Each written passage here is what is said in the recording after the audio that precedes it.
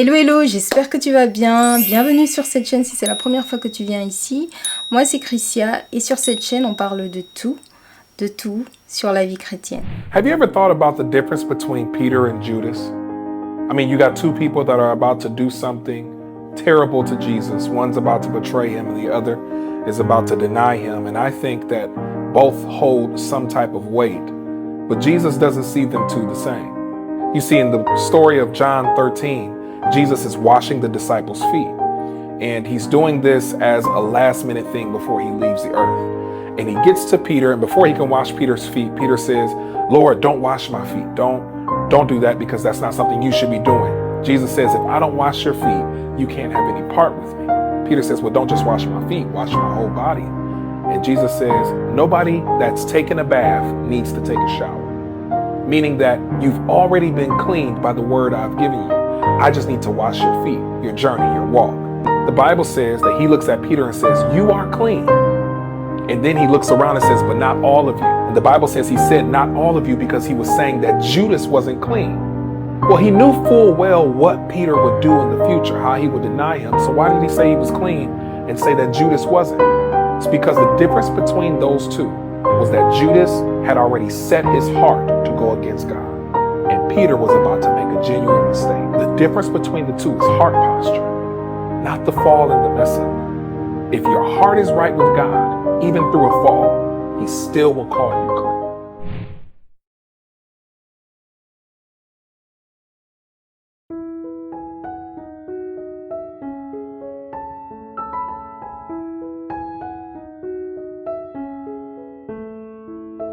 Alors, aujourd'hui on va parler de la culpabilité. Vraiment la culpabilité c'est l'ennemi numéro 1 du chrétien. C'est quelque chose qui nous éloigne de Dieu parce qu'on a honte, on s'éloigne de Dieu parce qu'on a peur de son jugement, on s'éloigne de Dieu parce qu'on ne se sent plus digne. Et ça c'est vraiment une chose que en tant qu'enfant de Dieu on doit apprendre. On doit toujours avoir l'assurance que Dieu va continuer à nous appeler enfants. Parce que de toute manière on n'est pas saint sans le Christ, parce que de toute manière on n'est pas digne du Père sans le Christ. Donc tout ça n'est pas ni par notre effort, ni par nos forces, ni par notre volonté, mais simplement parce que celui qui est mort sur la croix pour nous a suffisamment aimés pour accepter d'être sacrifié pour nous et nous rendre dignes devant le Père. Donc aujourd'hui j'avais vraiment besoin de faire cette vidéo parce que j'ai eu exactement la même sensation et je me suis dit tiens ça c'est vraiment un vrai sujet de vidéo. Alors aujourd'hui comme d'habitude je me réveille et tout, j'avais plusieurs choses à faire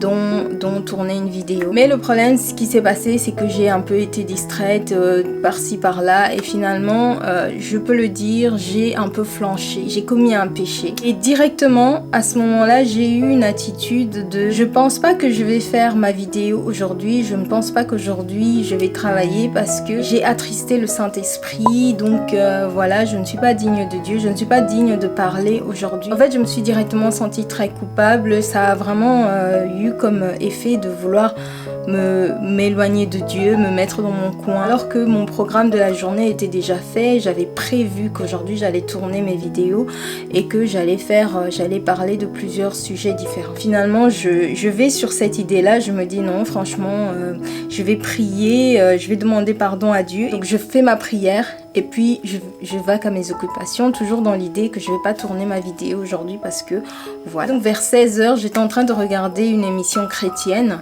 et là j'ai vraiment été saisie par une voix, quelque chose en moi qui m'a poussée à vouloir me lever, à aller travailler. Et c'est là que je me suis rendu compte qu'au-delà de plein d'autres choses qui peuvent nous éloigner de Dieu, il y a quand même aussi la culpabilité qui peut très vite nous éloigner de notre chemin vers Dieu. Donc je me suis levée, j'ai de nouveau prié et je me suis dit je vais travailler. Et pendant que j'étais en train de me préparer, j'ai vraiment loué Dieu, j'ai vraiment chanté vraiment de tout mon cœur et tout. Je l'ai loué parce que je me suis rendu compte qu'il m'avait édifié, qu'il m'avait fortifié et qu'il m'avait rassuré. Il avait continué à m'appeler enfant malgré que moi je me sentais plus digne, malgré que moi j'étais dans une posture de culpabilité. Comme l'extrait au début de la vidéo le dit, il faut vraiment faire attention en tant qu'enfant de Dieu de ne pas être dans une posture du cœur à la Judas, mais plutôt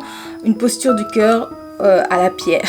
Je m'explique. Dans la Bible, on voit très bien que Judas et Pierre ont tous les deux péché contre Jésus. Mais la différence entre un Pierre et un Judas, c'est que Judas avait endurci son cœur, déjà de 1. De 2, il était dans une posture de culpabilité qui l'a poussé jusqu'au suicide. Alors que Pierre n'avait jamais endurci son cœur, il avait toujours autant d'amour, il a toujours eu beaucoup d'amour pour Jésus. Mais le problème, c'est que ça n'a pas été suffisant pour que quand il a eu peur, il a lâché Jésus. Ça ne veut pas dire que ça l'a empêché de continuer à considérer son Dieu, et surtout, il s'est très vite repenti. Donc c'est vraiment très important en tant qu'enfant de Dieu d'avoir cette posture-là. Au fait, je pense que l'amour... L'amour, c'est vraiment le mot-clé de tout ça. Quand tu es soumis à Dieu, quand tu aimes Dieu de tout ton cœur, quand tu veux vraiment, tu as vraiment soif de lui, quand tu as soif de son amour, ça va toujours...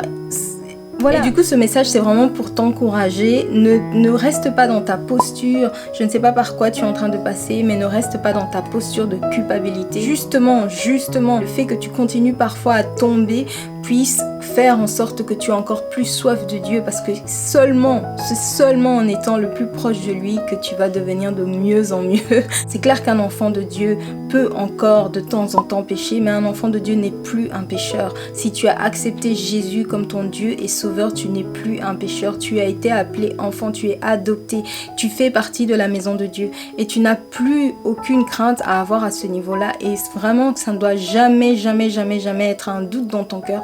Ça ne doit jamais t'éloigner de Dieu. Ça ne doit jamais t'empêcher de continuer à parler à Dieu. Ça ne doit jamais t'empêcher de continuer à demander, à prier, à supplier, ou même à simplement être dans la louange. Parfois, on est tellement occupé qu'on n'entend pas la voix de Dieu qui nous corrige. Mais c'est très important d'avoir ça en tête. Ce n'est pas parce que tu tombes que ça te rend indigne. La culpabilité n'a rien à faire avec un enfant de Dieu. La culpabilité n'a pas à être dans ton cœur. Et d'ailleurs, je te mets la vidéo juste ici ou là, je sais pas de quel côté, mais sur la prière ultime à faire pour pouvoir grandir l'amour de Dieu dans ton cœur. C'est vraiment très important d'avoir un amour sincère envers Dieu, parce que c'est vraiment la chose qui va toujours casser tous les mensonges du diable. Tu vois, parce que quand tu aimes quelqu'un, tu ne peux pas vivre sans la personne, tu vois. Même quand le fait de te rapprocher de Dieu est trop dur, parce que tu vois, tu sens à quel point tu n'es pas parfait et que ça te fait mal dans ta chair, l'amour doit être beaucoup plus fort que la douleur, au fait, et tu dois toujours encore retourner. Et ça va permettre que même quand tu n'es pas parfait, même quand ça va pas, même quand tu te dis Seigneur, mais je ne suis pas digne de toi, son amour à lui te rassure toujours autant, qui fait que tu te sens pas parfait, mais c'est tellement bon d'être chez lui que je retourne quand même. Ne l'oublions pas, notre ennemi, lui, ne dort pas.